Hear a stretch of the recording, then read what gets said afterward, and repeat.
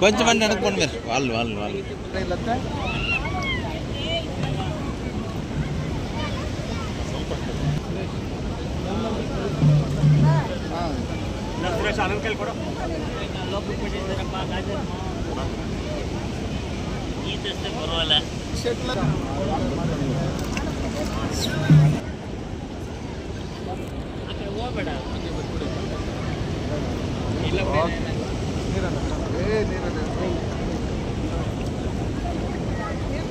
వెళ్ళిపోతున్నా వెళ్ళిపోవాలి వాళ్ళంతా చేసిరా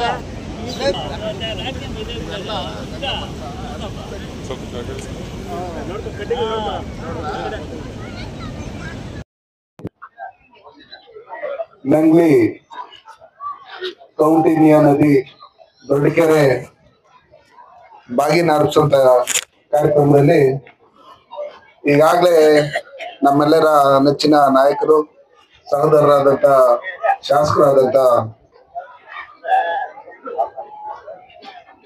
ಸಮೃದ್ಧಿ ಮಂಜುನಾಥರವರು, ಕಾಡೇನಹಳ್ಳಿ ನಾಗರಾಜಣ್ಣವರು, ರಘುಪತಿ ರೆಡ್ಡಿ ಅವರು, ಪ್ರಭಾಕರ್ ಅವರು, NRS ಸತ್ಯಣ್ಣ ಅವರು ಎಲ್ಲರೂ ಬಂದು ಕಾರ್ಯಕ್ರಮವನ್ನ ಯಶಸ್ವಿಗೊಳಿಸಿದ್ರು. ತದನಂತರ ನಮ್ಮ ಮಂಡಲದ ಅಧ್ಯಕ್ಷರಾದಂತ ಸುರೇಶ್ ಅವರು, ಸುಂದರ್ ಅವರು, ವಿಶ್ವನಾಥ್ ಅವರು, ನಮ್ಮ ಎಲ್ಲ ಪಂಚಾಯತಿ ಅಧ್ಯಕ್ಷರಾದಂತ ಶ್ರೀಧರ್ ಅವರು, ಮಾಜಿ ಉಪಾಧ್ಯಕ್ಷರಾದಂತ ಲಕ್ಷ್ಮೀಪತಿರವರು, ಸದಸ್ಯರಾದಂತ ಅಶ್ವಿನಿ ಪ್ರಸನ್ನ ಅವರು, ರಮಾದೇವಿ, ಸದಸ್ಯರಾದಂತ ರಾಮಪ್ಪ, ಮುನ್ರೆಡ್ಡಿ, ರಾಜರೆಡ್ಡಿ, ಮೋಹನ್, ಎಲ್ಲ ನಮ್ಮ ಮಮತಮ್ಮವರು, ಪದ್ಮಮ್ಮನವರು, ಮೈಕ್ ಶಂಕರ್, ಪ್ರಕಾಶ್, ನಮ್ಮ ರೆಡ್ಡಿರವರು, ಕೋಳಿ ನಾಗರಾಜ್ರವರು, ಎಲ್ಲರೂ ನಮ್ಮ ಮುಖಂಡರುಗಳೆಲ್ಲ ಬಂದಿದ್ರಿ. ಎಲ್ಲ ಗ್ರಾಮಸ್ಥರೆಲ್ಲ, ಮಾಧ್ಯಮದವರು, ಅಕ್ಕ ತಂಗಿಯರ, ಅಣ್ಣ ತಮ್ಮಂದ್ರು ಎಲ್ಲರೂ ಬಂದಿದ್ರಿ. PDO ಇಷ್ಟೊತ್ತನು ಕೆರೆ ಬಗ್ಗೆ ಹೇಳ್ತಾ ಇದ್ರು. ಈ ಕೆರೆ ಇತಿಹಾಸ ಹಿಂದೆ 2012 ನಾನೇ PDO ಆಗಿದ್ದೆ. 21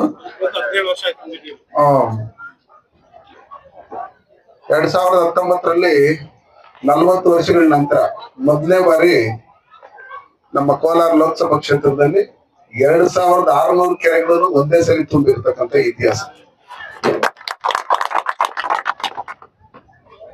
ನಮ್ಮಲ್ಲಿ ಲೋಕಸಭೆಯಲ್ಲಿ ಮಾತಾಡುವಾಗ ನಾನು ಹೇಳ್ತಾ ಇದ್ದೆ, ದೊಡ್ಡ ಮ್ಯಾಂಗೋ ಮಾರ್ಕೆಟ್ ನಮ್ ಕೋಲಾರ, ಟೊಮಾಟೊ ಮಾರ್ಕೆಟ್ ನಮ್ ಕೋಲಾರ, ನಮ್ಮ ರೈತರಿದ್ದಾರೆ, ಹೆಚ್ಚಿನ ಕೆರೆಗಳಿದ್ದಾವೆ, ಏನ್ ಬೇಕಾದ್ರೂ ಬೆಳೆದು ಇಡೀ ಪ್ರಪಂಚಕ್ಕೆ ಸಪ್ಲೈ ಮಾಡೋಂತ ಶಕ್ತಿ ನಮ್ಮ ರೈತರಿಗಿದೆ. ಕೋಲಾರ ರೈತರಿಗೆ ಏನೇ ಕಷ್ಟ ಬಂದ್ರೇನು 5 ಬೋರ್ 10 ಬೋರ್ ಹಾಕ್ಬೋದು, ಅದ್ರಲ್ಲಿ ಇನ್ನೊಂದು ಹಾಕ್ಬಿಡೋದು ನೋಡೋಣ ಅನ್ನೋ ಲೆಕ್ಕಾಚಾರದಲ್ಲಿ ಮನ್ಸು ಮಾಡೋದವ್ರನ್ನ ಯಾರು ಸೂಸೈಡ್ ಮಾಡ್ಕೊಳ್ಳೋ ಪರಿಸ್ಥಿತಿಗೆ ನಮ್ಮ ಕೋಲಾರ ಜಿಲ್ಲೆಯವರು ಹೋಗಲ್ಲ. ಅಷ್ಟು ಗಟ್ಟಿ ರೈತರು ಅಂತ ಹೇಳ್ತಾ ಇದ್ದಾರೆ. ನಮ್ಮ ಈ ಕೆರೆಗಳು ನಮ್ಮ ಜೀವನಾಡಿ. ಕೆರೆಗಳಿಲ್ಲ, ಕೆರೆಗಳನ್ನ ರಕ್ಷಣೆ ಮಾಡ್ಕೊಂಡಿಲ್ಲ ಅಂದ್ರೆ, ಉಳಿಸಿ ಅದನ್ನ ಬೆಳೆಸ್ಕೊಂಡಿಲ್ಲ ಅಂದ್ರೆ ನಮ್ ಫ್ಯೂಚರ್ ಇಲ್ಲ. ಅಂದ್ರೆ ನಮ್ಮ ಮಕ್ಕಳಾಗ್ಲಿ, ಮೊಮ್ಮಕ್ಕಳಾಗ್ಲಿ, ಮೊಮ್ಮಕ್ಕಳಾಗ್ಲಿ ಅವರೆಲ್ಲ ಮುಂದಿನ ಪೀಳಿಗೆ ನೀರಿಂದ ಪರದಾಡ್ಬೇಕಾಗುತ್ತೆ. ಈ ಪ್ರಪಂಚದಲ್ಲಿ ಕುಡಿಯೋ ನೀರಿನ ಏನು ಅವಶ್ಯಕತೆ ಇದೆ ಅದು ನಮ್ ತುಂಬಾ ಕಡಿಮೆ ಇರೋದು. 72% ಬರೀ ನೀರೇ ತುಂಬಿರೋದ್ರಿಂದ ಅದರಲ್ಲಿ ಕುಡಿಯೋಕೆ ಯೋಗ್ಯವಾಗಿರ್ತಕ್ಕಂಥ ನೀರು ಕೆಲವೇ ಪರ್ಸೆಂಟ್ ಇರ್ತಕ್ಕಂಥವ್ರು. ಅದನ್ನ ನಾವು ಉಳಿಸ್ಕೊಬೇಕು. ನಾನು PDO ಅವ್ರಿಗೆ ನಿಮ್ ಮುಖಾಂತರ ಹೇಳೋದಷ್ಟೇ, ನೀವು ಕಸ ವಿಲೇವಾರಿ ಘಟಕ ಮಾಡೋದಕ್ಕೆ ಬೇರೆ ಕಡೆ ಎಲ್ಲಾದ್ರೂ ಜಾಗ ನೋಡ್ಕೊಳ್ಳಿ. ಕೆರೆಯಲ್ಲಿ ತಗೊಂಬಂದ್ ಕಸ ಹಾಕೊಂತವ್ದು ಇದನ್ನೆಲ್ಲ ದಯವಿಟ್ಟು ಮಾಡಕ್ ಹೋಗ್ಬೇಕು. ಯಾಕಂದ್ರೆ ನಾನು ನೋಡಿದೆ ಬಂದ ತಕ್ಷಣ ನಮ್ಮ ಆಶಾ ಕಾರ್ಯಕರ್ತರು, ಅಂಗನವಾಡಿ ಕಾರ್ಯಕರ್ತರು, ನರ್ಸ್ಗಳು ಎಲ್ಲರೂ ಇದೆ. ಇವತ್ತು ನಾವು ಈ ಕೆರೆ ಬೌಂಡ್ರಿಯನ್ನ ಫಿಕ್ಸ್ ಮಾಡ್ಬೇಕಂದ್ರೆ ನಾವು ಗಿಡ ಮರ ಇದನ್ನೆಲ್ಲ ಬೆಳೆಸ್ಬೇಕು. ಆ ಬೌಂಡ್ರಿಯಲ್ಲಿ ಒಂದು 100 ವರ್ಷ ಆಯ್ಸಿರ್ತಕ್ಕಂಥದ್ದು ಆಲದ ಮರ, ರಾಗಿ ಮರ, ತಿಪ್ಪೆ ಮರ, ನೇರಳೆ ಮರ, ಮಾವಿನ ಮರ, ಈ ಹಲಸಿನ ಮರ, ಈ ಪ್ರಾಣಿಗಳಿಗೂ ಅನುಕೂಲ ಆಗ್ಬೇಕು, ಮನುಷ್ಯಕ್ಕೂ ಅನುಕೂಲ ಆಗ್ಬೇಕು. ಆ ತರ ಮರಗಳನ್ನ ಹಾಕಿದ್ರೆ ಆ ಬೌಂಡ್ರಿ ದಾಟಿ ಯಾರು ಬರಲ್ಲ. ಅದು ಮರನ ದೊಡ್ಡದಾಗುತ್ತೆ, ಈ ಬೌಂಡ್ರಿ ಅಪ್ಪ ಕೆರೆದಿದ್ದು ಅನ್ನೋ ಲೆಕ್ಕಾಚಾರದಲ್ಲಿ ಹೋಗ್ತಾರೆ. ಇಲ್ಲದ್ರೆ ಎಲ್ಲ ಓದ್ಕೊಂಡು ನಮ್ಮಂತ ರಾಜಕಾರಣಿಗೂ ಬರ್ತಾನೆ ಇರ್ತಾರೆ. ಆಮೇಲೆ ಯಾರಾದ್ರೂ ಸ್ವಲ್ಪ ಕೆರೆ ನುಂಗೋರು ಇರ್ತಾರೆ, ಅಪ್ಪ ಅವತ್ತು ಪಿಡಿವ ನನ್ಗೆ ಯಾವ್ದೋ ಒಂದ್ ಅರ್ಧ ಎಕರೆನ 10 ಗುಂಟೆನ ಒಂದ್ 5,000 ಅಡಿನ ಮಾಡ್ಕೊಟ್ಬಿಡು ಅನ್ನೋ ಲೆಕ್ಕಾಚಾರದಲ್ಲಿ ಹೇಳ್ತಾರೆ. ಅದಕ್ಕೋಸ್ಕರ ದಯವಿಟ್ಟು ನಾವು ಅವ್ರ ಜಾಗಕ್ಕೆ ಹೋಗ್ಬಿಟ್ಟಿದೀವಿ. ಇವತ್ತು ಬೆಂಗಳೂರಲ್ಲಿ ನೋಡ್ತಾ ಇದ್ರಿ, ಎಲ್ಲಂದ್ರೆ ಅಲ್ಲಿ ಮಳೆ ಬಂದ್ರೆ ಮನೆಗಳಿಗೆಲ್ಲ ನೀರು ನುಗ್ಗೋದು, ಇನ್ನೊಂದು ಮತ್ತೊಂದು ಮಾಡ್ತಾ ಇದ್ದಾರೆ. ನಾವು ಅವ್ರ ಜಾಗಕ್ಕೆ ಹೋಗಿ ಈ ರಾಜಕಾಲುವೆಗಳು ಇನ್ನೊಂದು ಮತ್ತೊಂದು ಒತ್ತುವರಿ ಮಾಡ್ಕೊಂಡು, ಲೇಔಟ್ಗಳು ಮಾಡ್ಕೊಂಡು, ಹಳ್ಳಿಗಳನ್ನ ಮುಚ್ಕೊಂಡು ಮನೆಗಳು ಕಟ್ಕೊಂಡ್ರೆ ನಮ್ ಜಾಗಕ್ಕೆ ನೀರ್ ಬರ್ತದೆ. ಏನ್ ಹೇಳಿ, ಅದು ಒರಿಜಿನಲ್ ನಂದಪ್ಪ ಜಾಗ, ನಿಂದಲ್ಲ. ಏನು ನಮ್ ಜಾಗ ಬಿಟ್ಬಿಡಿ ಅನ್ನೋ ಲೆಕ್ಕಾಚಾರದಲ್ಲಿ ಬಂದು ಮನೆಗಳು ತುಂಬ. ಅದಕ್ಕೋಸ್ಕರ ಆ ನದಿಗಳು ಏನಿದೆ, ಇವತ್ತು ಕುರುಡುಮಲೆಯಲ್ಲಿ ಹುಟ್ಟಿ ಈ ನಮ್ಮ ಕೌಂಡಿನ್ಯ ನದಿ ಹಿಂಗೆ ಇದ್ ಕಡೆ ಹೋಗುತ್ತೆ, ರಾಮಸಾಗರ ಹಂಗೆ ಆಂಧ್ರ ಕಡೆ ಹೋಗುತ್ತೆ, ಸಮುದ್ರ ಸೇರ್ಕೊಳ್ಳುತ್ತೆ. ಸೇರ್ಕೊಳ್ಳಕ್ ಮೊದ್ಲು ನಾವು ಈ ಕೆರೆನ ಹೂಳೆತ್ತಿ ನರೇಗಾ ಅಲ್ಲಿ ಕೆರೆ ಇಲ್ಲೇ ನೀರು ಹೆಚ್ಚಿನ ಸ್ಟಾಕ್ ಮಾಡಿದ್ರೆ ನಮ್ಮ ಅಂತರ್ಜಲನೂ ವೃದ್ಧಿ ಆಗುತ್ತೆ, ಬೋರ್ಗಳಲ್ಲೂ ನೀರು ಬರುತ್ತೆ.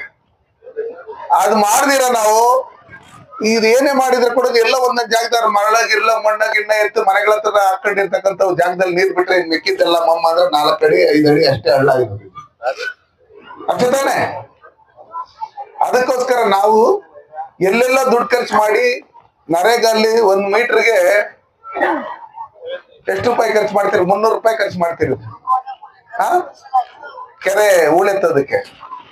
ನಾವ್ ಈ ರೈತರು ಇರ್ತಾರಲ್ಲ, ಇವ್ರನ್ನೆಲ್ಲ ಕರೆದು ನೀವು ಪಂಚಾಯತಿಯಲ್ಲಿ ಶಾಸಕರನ್ನ ಎಲ್ಲಾರನ್ನು ಕರೆದು ಅಧ್ಯಕ್ಷರು ಯಾರ್ಯಾರ ಅಕ್ಕಪಕ್ಕದ ಜಮೀನುಗಳೈತೆ ಈ ಕೆರೆ ಹೂಳೆತ್ತೋದ್ರ ಮುಖಾಂತರ ನಿಮ್ ಜಮೀನುಗಳು ಬೇಕಾದ್ರೆ ಹೊಡ್ಕೊಂಡು ಕೆರೆನೆಲ್ಲ ಕ್ಲೀನ್ ಆಗಿ ಎಲ್ಲೂ ಜಾಸ್ತಿ ಹಳ್ಳ ಇಟ್ಕೊಡುದು ಒಂದೇ ಲೆವೆಲ್ ಆಗಿ ಎತ್ತಿ ಇದ್ ಮಾಡ್ಬೇಕು ಅಂತ ಹೇಳಿ ಇದ್ ಮಾಡ್ಬಿಟ್ರೆ ಅವ್ರ ಜಮೀನಿಗೆ ಒಳ್ಳೆ ಫಲವತ್ತಾದ ಮಣ್ಣು ಆಗುತ್ತೆ, ಕೆರೆ ಹೂಳೆತ್ತಂಗ ಆಗುತ್ತೆ. ಅವಾಗ ಪಂಚಾಯತಿ ಚೇರ್ಮನ್ ಹೆಸರು, ಮೆಂಬರ್ಗಳ ಹೆಸರು ಅಲ್ಲಿ ಶಾಶ್ವತವಾಗಿ ಉಳ್ಕೊಳ್ಳುತ್ತೆ. ನಾವು ಕೋಲಾರಮ್ಮನ ಕೆರೆಗೆ 1,80,00,000 ಸ್ವಂತ ದುಡ್ಡು ಖರ್ಚು ಮಾಡಿ ಅದನ್ನ ಕ್ಲೀನ್ ಮಾಡಿಲ್ಲ ಅಂದ್ರೆ ಕೋಲಾರ ನಗರನು ಕಾಣಿಸ್ತಾ ಇರಲಿಲ್ಲ. ನೀವು ಮೊದಲೆಲ್ಲ ನೋಡಿದಿರಿ ಯಾವ ರೀತಿಯಲ್ಲಿತ್ತು ಅಂತ. ಒಂದೊಂದ್ ಜಾಗದಲ್ಲಿ 50 ಅಡಿ ಇದೆ ಆಳ, ಒಂದ್ ಜಾಗದಲ್ಲಿ 60 ಅಡಿ ಇದೆ. ಆ ಮರಗಳೆಲ್ಲ ಬೆಳ್ಕೊಂಡು ಕೋಲಾರ ಕಾಣಿಸ್ತಾ ಇರಲಿಲ್ಲ. ಇವತ್ತು ಯಾವ ತರ ಇದೆ, ಸುಮಾರು 100 ಟ್ಯಾಂಕರ್ ಬೇಕಾಗಿತ್ತು ಕೋಲಾರ ನಗರಕ್ಕೆ ಕುಡಿಯೋ ನೀರಿಗೆ.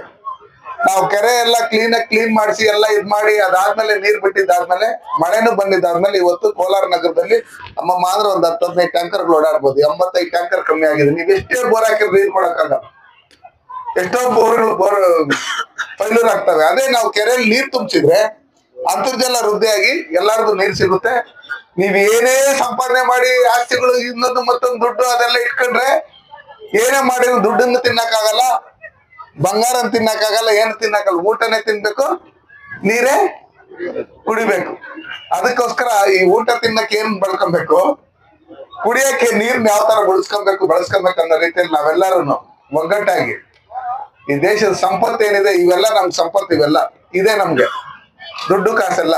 ಇದನ್ನ ನಾವು ಬೆಳೆಸ್ಕೊಬೇಕು, ಉಳಿಸ್ಕೊಬೇಕು, ರಕ್ಷಣೆ ಮಾಡ್ಕೊಬೇಕು. ಆ ನಿಟ್ಟಿನಲ್ಲಿ ನಾವು ನೀವೆಲ್ಲಾರು ಸೇರಿ ಕೆಲಸ ಮಾಡೋಣ. MLA ಅವರುನು ಸೇರ್ಕೊಂಡು ಈ ಕೆರೆನ ಹೂಳೆತ್ತೋದು ಸುಂದರೀಕರಣದ ಏನಾದ್ರು ಮಾಡ್ತೀರಿ ಅಂದ್ರೆ ಬೆಂಗಳೂರಿಂದನೂ ಸುಮಾರು ಜನ NGOಗಳಿದೆ ಕೆರೆಗಳು ಡೆವಲಪ್ಮೆಂಟ್ ಮಾಡೋದಕ್ಕೆ. ಅವ್ರನ್ನು ನಾವು ಜೊತೆಲಿ ಕರ್ಕೊಂಡ್ಬಂದು ನಮ್ಮ ಶಾಸಕರು ತುಂಬಾ ಕ್ಲೋಸ್, ನಮ್ಮ ಕೋಳಿ ನಾಗರಾಜ್ ಅವ್ರ ಕಾರಲ್ಲೇ ಇರ್ತಾರೆ ಯಾವಾಗೂ. ಅವ್ರಿಗೂ ಸ್ವಲ್ಪ ಹೇಳಿ ನಾನು ಹೇಳ್ತೀನಿ. ನಾನು NGOಗಳನ್ನ ಕರ್ಕೊಂಡ್ಬರ್ತೀನಿ. ಯಾಕಂದ್ರೆ ನಮ್ಮ MLA ಅವ್ರನ್ನು ಬೇಕಾದಷ್ಟು ಬಿಸ್ನೆಸ್ ಮಾಡೋದ್ರಿಂದ ಆ ಬಿಸ್ನೆಸ್ ಅಲ್ಲಿ CSR ಫಂಡ್ ಅಂತ ಬರುತ್ತೆ. ಎಲ್ಲೆಲ್ಲ ಹಾಕೋದಕ್ಕಿಂತ ಈ ನಂಗ್ಲಿ ಕೆರೆಗೆ ಹಾಕಿದ್ರೆ ಈ ನಂಗ್ಲಿ ಕೆರೆ ಸುಂದರೀಕರಣ ಆಗುತ್ತೆ, ಕ್ಲೀನ್ ಆಗುತ್ತೆ. ಅದಕ್ಕೋಸ್ಕರ ನಾವು ಮಂಜಣ್ಣವರು, ನಮ್ಮ ಸುಂದರಣ್ಣವರು, ನಮ್ಮ ಚೇರ್ಮನ್ರು, ನಮ್ಮ ಸುರೇಶ್ ಅವರು ಎಲ್ಲ ಗ್ರಾಮಸ್ಥರು ಎಲ್ಲ ಸೇರಿ ನಾವು ಈ ಕೆರೆಗಳನ್ನ ಉಳಿಸಿ ಬೆಳೆಸೋಂತ ಕೆಲಸಗಳನ್ನ ಮಾಡೋಣ. ನೀವು ನೋಡಿದಿರಿ ಇಡೀ ದೇಶದಲ್ಲಿ ಬೇರೆ ಬೇರೆ ರಾಜ್ಯಗಳಿಗೆ ಹೋದಾಗ ಎಲ್ಲೂ ಕೆರೆಗಳಿಲ್ಲ. ಕೆಲವೇ ಈ ಸೌತ್ ಇಂಡಿಯಲ್ಲಿ ಕೆಲವೇ ಸ್ಟೇಟ್ಗಳಲ್ಲಿ ಮಾತ್ರ ಕೆರೆಗಳಿರ್ತಕ್ಕಂಥದ್ದು. ರೈತರಿಗೆ ಏನ್ ಬೇಕು ಅಂತ ಹಿಂದೆಯಿಂದನು, ಕೃಷ್ಣದೇವರಾಜರ ಕಾಲದಿಂದನೂ, ಕೆಂಪೇಗೌಡರ ಕಾಲದಿಂದನೂ ಹಿಂದೆಯಿಂದನೂ ಈ ಕೆರೆಗಳನ್ನ ಉಳಿಸಿ ಬೆಳೆಸಿ ಕಟ್ಟಿಸಿ ಮಾಡ್ಕೊಂಡ್ ಬಂದಂತ ಸಂದರ್ಭದಲ್ಲಿ ನೋಡಿ ಇವತ್ತು ನಾವಿಲ್ಲಿ ನೀರು ಇನ್ನೊಂದು ಮತ್ತೊಂದು ನಿಂತ್ಕೊಳ್ಳೋದಕ್ಕೆ ಜಾಗ ಸಿಕ್ಕಿದೆ, ಕೆರೆ ಆಗಿದೆ. ಆ ಕೆರೆಗಳನ್ನ ನಾವೆಲ್ಲರೂ ರಕ್ಷಣೆ ಮಾಡೋಣ ಅಂತೇಳಿ ಇವತ್ತೇನು ಈ ಕೆರೆ ಕೋಡಿ ಹೋಗ್ತಾ ಇದೆ, ತುಂಬಾನೇ ಸಂತೋಷ ಆಗ್ತೈತೆ. ಈ ಕೆರೆಯಲ್ಲಿ ಸುಮಾರು ಜನ ಮೀನ್ ಸಾಕಾಣಿಕೆ ನಮ್ಮ ರಮೇಶ್ವರ ಬಿಟ್ಟವ್ರೆ, ನೀವೇನ ಬಾಗಿನ ಆರಿಸೋದಕ್ಕೆ ಅಲ್ಲಿ ಕಂಬಿ ಎಲ್ಲ ತೆಗ್ದಾಕಿದಿರಿ, ಅವ್ರೂ ಜೀವನ ನಡಿಬೇಕು.